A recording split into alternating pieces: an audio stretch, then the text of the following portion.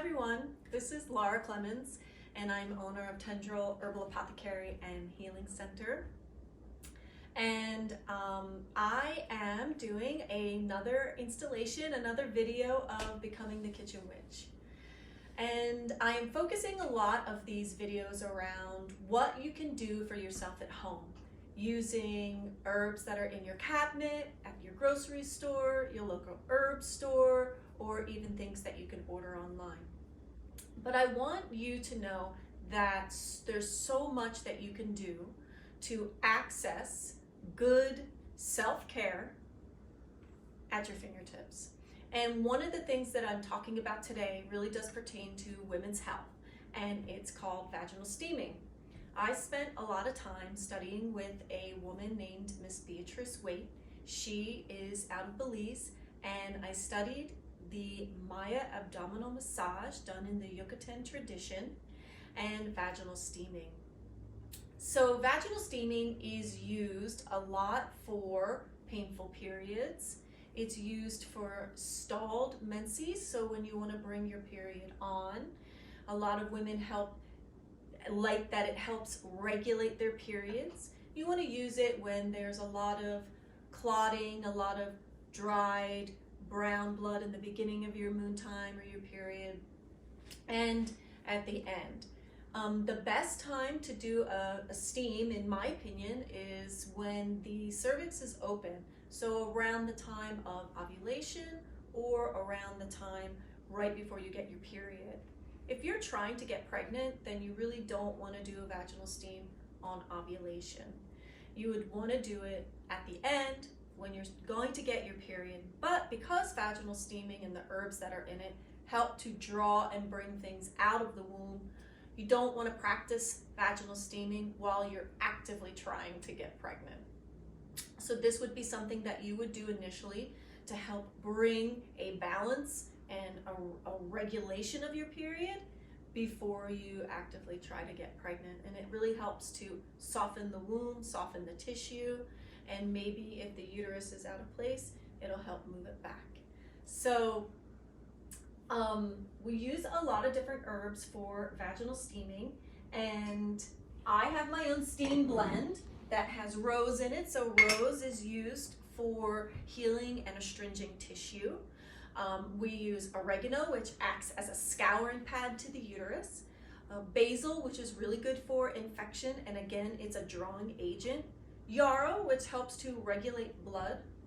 And also with this one, I put in calendula and lavender. So calendula is very soothing to the skin, and lavender is very soothing to the nervous system. So those are like the medical terms or the medicinal values of the plants. But energetically too, we want to look at how rose really works with the heart. Yarrow helps us to heal things that we don't have control over in our lives. Lavender, again, is used for its soothing aspect. So not just soothing to the nervous system, but really soothing to our systems in general, our soul. Oregano and basil are used to help clear negative energy. So not just clearing and moving out infection, but energetically helps us to clear what needs to be cleared as well. As women, we hold so much in our womb, in our creative center, and I believe that it also shows up physically as well. If we're always holding down in here and we're holding the tissue and holding our wombs, maybe we don't allow that blood to come out. I had a woman once, and she was in the midst of miscarriage, and I have women that we have worked with their OBs, and they agree that they can do a vaginal steam instead of a D&C. And this woman wanted to do that, so we had made the arrangements. We talked with her OB. She was in touch with her, in touch with me, but she was an older woman and did not want to let go of her baby. So what happened was that she wound up holding on several extra weeks. The steam wasn't working, nothing was working. She didn't want to get the D&C. And again, she was always in touch with her physician, but truly, she did not want to let go. And until she was ready, it didn't come out. The miscarriage didn't happen. So when you are working in a natural way and you're working with your body in a natural way, your mind also, your emotions play a role in your health in a very big way. And so utilizing herbs, not just for their medicinal value, but also for their energetic value to hold you where you are in your life.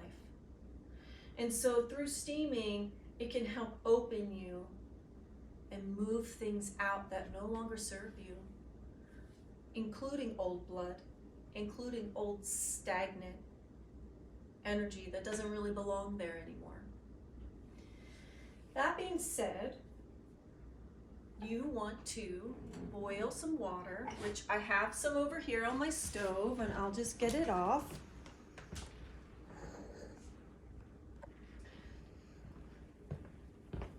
So I just boiled this water, and I'm taking my herbs, and you can see that it's very steamy, and I throw my herbs in, and I want to cover straight away because I want to use those volatile oils that are in the plant, and I don't want to lose them. I have a steam box. My husband is a carpenter, and he built it for me. And honestly, though, this steam box was built ceremonially. So we prayed into every piece of wood that we used. We had a fire ceremony while we were doing it. There were sister boxes actually made at the same time, and another practitioner has them. So we do these boxes for practitioners who want to use them regularly. They're nice and sturdy. They're made out of cedar and pine. And this one has handles, so you can actually use it and travel around. You can put all of your items in here and then carry it with you. So we used a leaf for the hole for the steam to come up. It's 16 inches high, which we felt was good for both tall and short women, and to feel comfortable. So your legs can be out. The handles are in the front, so your legs aren't affected because you really want your legs open while you're steaming. And it's pretty comfortable. You don't want the hole to actually be too large because then half of your bottom falls in it. So you want it small enough just to be around the opening of your yoni. So allowing that steam to just concentrate and come right up. When you're steaming, you always want to use a blanket.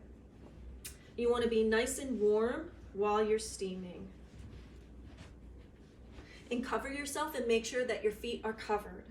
So the best time of the day to steam would be in the evening, right before bed. You've had a long day, you really want to relax. So you can imagine how sitting in a sauna is very relaxing. I mean, this is similar to that. What you would want to do is make sure that you're nice and warm and comfortable, you're ready for bed, you have all your clothes kind of around you, and you want to use your steam. Stay warm after you're done, so you want to steam for 20 minutes or until the steam goes back into the pot. You want to stay warm. When you're done, dry off, get a robe on or a blanket around you, and get right into bed. Also, of course, not everyone has a steam at home, so you can do it. So you can do it out of your toilet, and I'm going to show you that in a minute. First, I want to also show you that I have these little booklets that I make on. I call it Healing the Heart of the Womb. It's a guide to womb massage and vaginal steaming. So it's actually a guide to self-care uterine massage, why you would use a massage, how you would do it, and then all about the herbs that we talked about and how to do a steam. So I have these are $4 out of the apothecary, and I can always email you one too. But if you want to do a steam at home, out of your toilet, I'll show you how. So you want to come into your bathroom and clean your toilet out first, which I already went ahead and did. And you don't want your water to be too high because this is a wider gap, and we talked about that, right? Your bottom will go in this a little bit.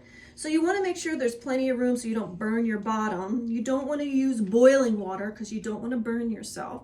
So you want it to be steamy but not boiling over. So you don't want it too hot. Then you want to place your pot in the toilet, and you want to make sure that the handles of the pot fit on the edges. Then you put your seat down over top of your pot. Of course, you have your steamy water with your herbs in here. And then you want to bring your blanket in, go ahead, sit over this, cover up, and you can use your vaginal steam at home.